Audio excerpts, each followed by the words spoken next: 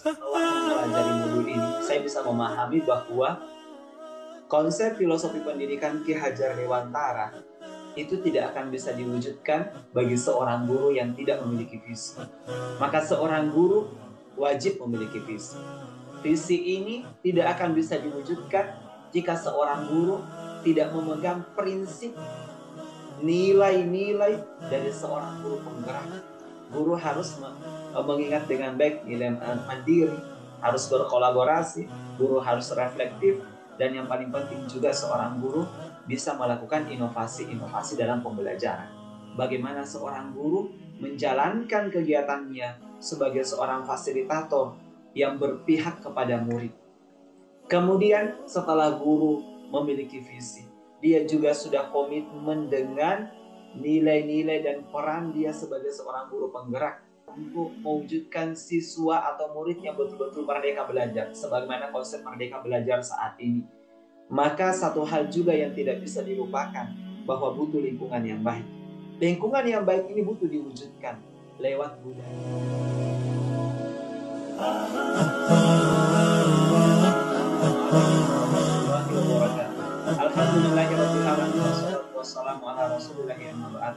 Alhamdulillah, setelah menyelesaikan modul 1.4 tentang budaya positif, begitu banyak pengalaman dan pemahaman yang bisa saya dapatkan dari modul 1.4 ini. Di video kali ini saya akan melakukan refleksi bagaimana saya memberikan pemahaman keterkaitan konsep budaya positif dengan materi pada modul sebelumnya, yaitu modul 1.1 tentang refleksi filosofis pendidikan nasional Ki Hajar Dewantara, kemudian modul 1.2 tentang nilai-nilai dan peran guru penggerak, dan modul 1.3 tentang fisik guru penggerak. Kemudian di video kali ini juga insya Allah saya akan memberikan bagaimana langkah dan strategi yang lebih efektif, konkret dan realistis untuk mewujudkan budaya positif di sekolah. Tentunya setelah mempelajari modul 1.4 ini dan berdasarkan pengalaman-pengalaman saya selama ini di tempat tugas saya di SMP Islam Terpadu Wahda Islamiyah. Dan filosofi pemikiran Ki Hajar Dewantara, kita sudah memahami bahwa guru memiliki tugas yang penting. Bagaimana seorang guru mampu menuntun anak menuju kebahagiaan mereka. Bagaimana seorang guru bukan sekedar memberikan tekanan kepada anak, bukan sekedar memberikan target-target kepada anak, tapi bagaimana seorang guru mampu menuntun anak berdasarkan minat dan bakat mereka. Dan untuk mencapai peran guru ini sebagai fasilitator untuk mengantarkan murid menuju kebahagiaan mereka, baik secara pribadi maupun di lingkungan masyarakat mereka ke depan insya Allah, maka seorang guru itu memiliki nilai-nilai yang harus dipegang kuat. Dan 5 nilai guru penggerak yang harus dipahami, yaitu berpihak pada murid, mandiri, kolaboratif, reflektif, dan inovatif. Di mana pusat roda dari nilai guru penggerak itu yaitu berpihak pada murid. Dan ini juga terkait dengan filosofi Ki Hajar Dewantara, filosofi pendidikan, bahwa tugas utama guru adalah bagaimana guru itu berpihak kepada murid. Dalam istilah Ki Hajar Dewantara, menghamba kepada murid. Bagaimana seluruh program-program yang dijalankan betul-betul berpihak pada murid. Dan ini juga terkait dengan konsep pendidikan di Indonesia saat ini, yaitu konsep merdeka belajar. Bagaimana sikap atau nilai mandiri seorang guru kolaboratif, reflektif, dan inovatif itu mampu berpihak kepada murid. Dan tentunya tujuan utamanya adalah bagaimana pembelajaran atau pendidikan ini mampu membahagiakan murid-murid menuju kebahagiaan mereka. Maka butuh sebuah budaya, butuh sebuah disiplin, yaitu budaya positif. Mewujudkan budaya positif di lingkungan sekolah itu tidak mudah. Butuh usaha, butuh perjuangan, dan butuh kolaborasi semua warga sekolah agar budaya positif yang diharapkan betul-betul bisa terwujud. Ibu dan bapak guru, untuk menerapkannya kita butuh konsep-konsep inti seperti disiplin positif, motivasi, perilaku murid, dengan cara kadang seorang guru harus memberikan hukuman, kadang harus memberikan penghargaan. Dan satu hal yang tidak boleh dilupakan selain hukuman dan penghargaan adalah konsep restitusi. Posisi kontrol restitusi seorang guru betul-betul harus dipahami. Ada 5 posisi kontrol guru. Ada guru sebagai penghukum, guru sebagai pembuat orang merasa bersalah, guru sebagai teman, guru sebagai monitor atau pemantau, dan guru sebagai manajer. Masing-masing memiliki keunggulan dan kebutuhan tertentu. Menurut saya setelah mempelajari modul ini, dari 5 posisi kontrol ini kadang dibutuhkan di saat-saat tertentu. Akan tetapi untuk menerapkan budaya positif, peran saya sebagai guru di sekolah, khususnya di tempat saya mengajar, yang lebih dominan adalah guru sebagai teman. Guru sebagai teman. Pada posisi ini, guru tidak akan menyakiti murid. Akan tetapi tetap berupaya mengontrol murid melalui persuasi. Posisi guru sebagai teman memang ada positif dan ada negatifnya. Di sisi positifnya yaitu hubungan baik yang terjalin antara guru dan murid. Guru pada posisi teman akan menggunakan hubungan baik ini, akan menggunakan humor untuk mempengaruhi murid. Hal negatif dari guru sebagai teman adalah misalkan suatu saat guru tersebut tidak memberikan bantuan kepada murid, maka murid akan kecewa dan berkata, saya pikir bapak atau ibu adalah teman saya.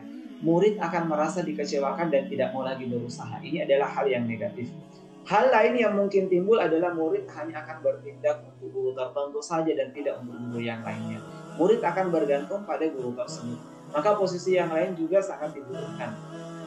Kadang guru itu harus bersikap sebagai penghukum.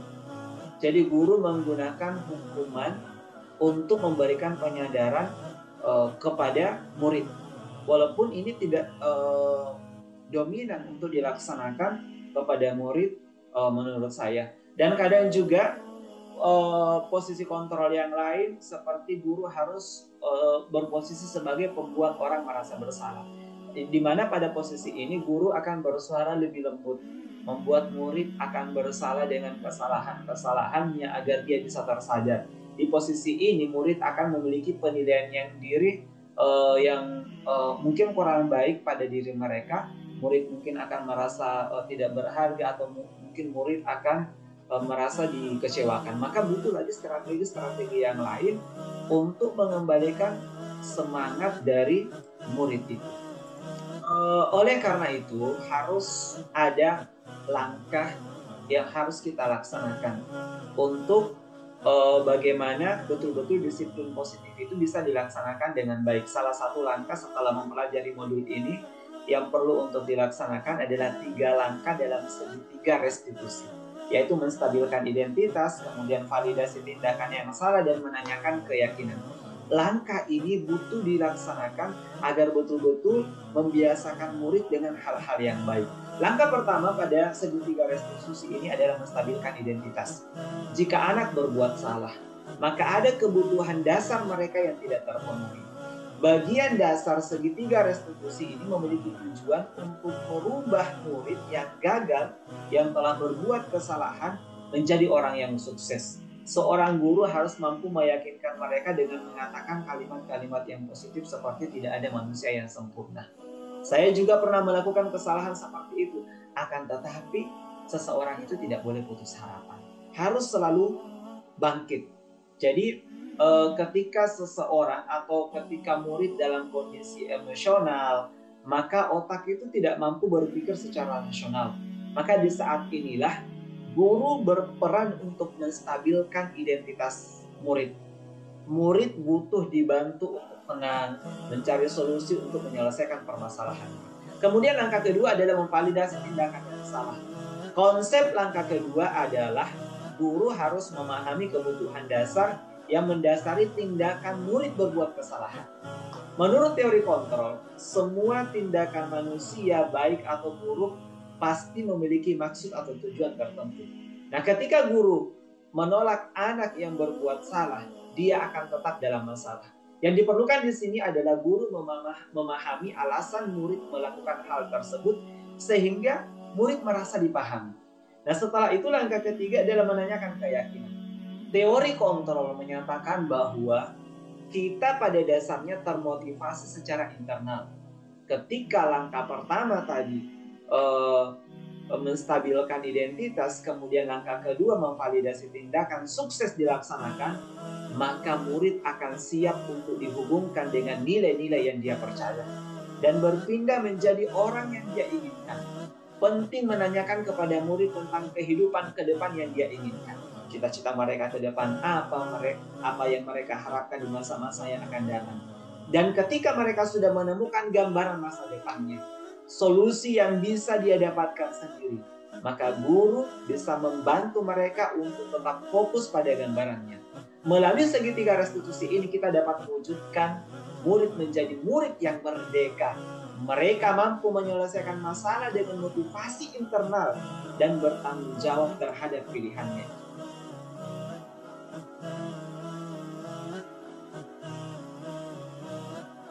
Setelah mempelajari modul ini, ada hal-hal yang menarik dan di luar dugaan yang saya pelajari. Misalkan tentang posisi kontrol restitusi sebagai seorang guru. Jadi hal yang menarik, kadang selama ini sebagai seorang guru, jika kita ingin menenangkan kelas, jika kita ingin menyadarkan murid atau siswa, memang dengan memberikan hukuman, efeknya lebih cepat. Ya.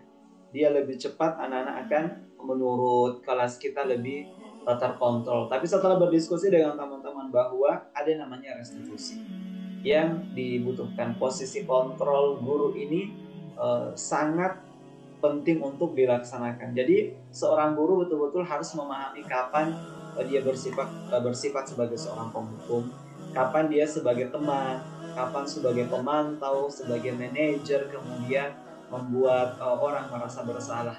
Dan satu hal lagi juga tentang segitiga restitusi. Ketika menyelesaikan satu masalah, konsep ini juga begitu bagus. Mudah-mudahan insya Allah bisa saya laksanakan. Jadi ketika murid melaksanakan atau terjatuh dalam satu kesalahan atau kekurangan, jadi guru tidak langsung menghakimi murid ini, tapi betul-betul memerdekakan mereka. Konsep segitiga restitusi ini betul-betul bisa memerdekakan murid dalam menyelesaikan masalahnya. Bagaimana seorang guru bisa menstabilkan identitas, tapi tidak memberikan langsung justice atau hukuman kepada murid. Jadi memvalidasi tindakan mereka yang salah. Kemudian dan posisi yang paling penting adalah menanyakan keyakinan. Ini yang menurut saya ketika seorang murid sudah kembali kepada keyakinannya, budaya positif ini bisa masuk ke dalam hati seorang murid. Apatah lagi bagi saya mengajar di sekolah Islam terpadu, seorang murid betul-betul diyakinkan bagaimana identitas murid sebagai seorang muslim yang harus memberikan manfaat yang banyak kepada manusia, harus berperilaku jujur, memiliki karakter yang baik. Dia harus selalu diawasi oleh Allah Subhanahu wa taala, Tuhan yang Maha Kuasa.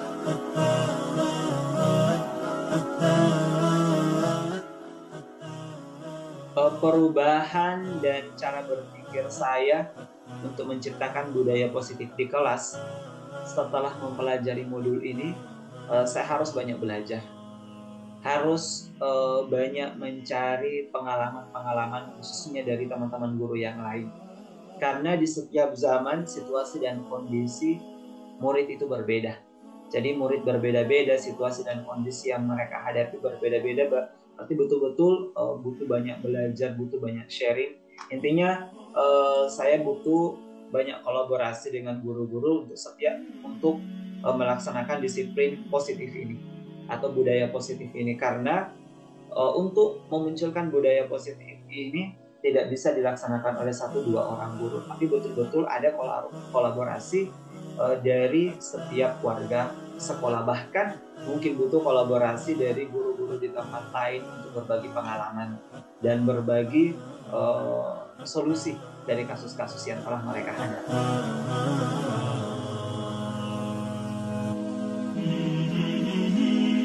Hal-hal yang sudah baik selama ini yang saya lakukan adalah bagaimana apalagi menanyakan keyakinan kepada murid dari segitiga restitusi. Jadi langkah ketiga menanyakan keyakinan ini alhamdulillah sudah sering saya laksanakan, akan tetapi untuk melakukan validasi tindakan yang salah, kemudian menstabilkan identitas murid ini perlu untuk saya terus coba kepada murid-murid saya. Insya Allah mudah-mudahan ini bisa dilaksanakan. Sebelum mempelajari modul ini juga, saya rasa hal yang sudah saya laksanakan dari segi 3 restitusi ini, bagaimana posisi kontrol guru itu, yaitu sebagai teman. Alhamdulillah kadang saya laksanakan bagaimana melakukan pendekatan kepada murid, memahami masalah mereka, termasuk masalah-masalah keluarga mereka. Kemudian kadang juga saya memposisikan diri saya memang tidak bisa dipungkiri, kadang sebagai penghukum ketika masalah itu sudah berat dan begitu sulit untuk mengontrol murid, maka posisi penghukum itu kadang saya terapkan. Tapi mudah-mudahan ke depan sebelum menerapkan ini tentunya butuh kolaborasi sekali lagi kepada seluruh pihak-pihak yang ada di sekolah. Kalau di sekolah saya seperti ke guru BK, ke bagian kesiswaan, kedisiplinan, dan guru-guru yang lain, termasuk komunikasi dengan orang tua murid itu saya rasa itu sangat dibutuhkan karena kondisi keluarga seorang murid juga butuh untuk dipahami. Kemudian yang terakhir, selain konsep-konsep yang telah disampaikan pada modul ini, menurut saya yang penting untuk dipelajari dalam proses menciptakan budaya positif, baik di lingkungan kelas maupun di lingkungan sekolah adalah bagaimana pengorganisasian, bagaimana kolaborasi dengan seluruh warga sekolah. Jadi seorang guru juga harus mampu memahami prinsip-prinsip pengorganisasian, kemudian prinsip-prinsip komunikasi dengan seluruh warga sekolah. Karena tanpa komunikasi yang baik, budaya positif yang kita cita-citakan ini, yang kita impikan, yang kita ingin ciptakan ini, saya rasa tidak akan bisa berjalan dengan baik. Karena kadang mungkin niat yang baik, strategi yang baik, tapi komunikasi yang kurang baik atau yang tidak sampai kepada objek yang kita harapkan itu, sehingga apa yang kita harapkan itu tidak bisa terlaksana dengan baik. Baik Ibu dan Bapak Guru, demikianlah pemikiran reflektif saya terkait pengalaman belajar setelah mempelajari modul ini. Mudah-mudahan ada manfaatnya insya Allah, dan mudah-mudahan saya bisa terus belajar, saya bisa terus juga berbagi kepada teman-teman yang lain, dan bisa berkolaborasi dengan teman-teman guru untuk betul-betul bagaimana menciptakan budaya positif yang baik di lingkungan sekolah, dan insya Allah betul-betul mewujudkan konsep merdeka belajar, bagaimana menuntun murid menuju kebahagiaan mereka, baik kebahagiaan pribadi mereka maupun kebahagiaan mereka di lingkungan sosial mereka. Kemudian bagaimana bisa menuntun minat dan bakat anak tanpa anak merasa tertekan dalam melaksanakan pembinaan dan pendidikannya di sekolah. Baik, demikian Bapak Ibu, mohon maaf atas segala kekurangannya. Terima kasih atas segala saran, khususnya kepada Bapak Fasilitator, kemudian Ibu pengajar praktik atas bimbingan dan komunikasinya selama ini. Mudah-mudahan bisa bermanfaat dan bernilai amal jariah untuk semuanya. Demikian, wabillahi taufiq wal hidayah. Wassalamualaikum warahmatullahi wabarakatuh.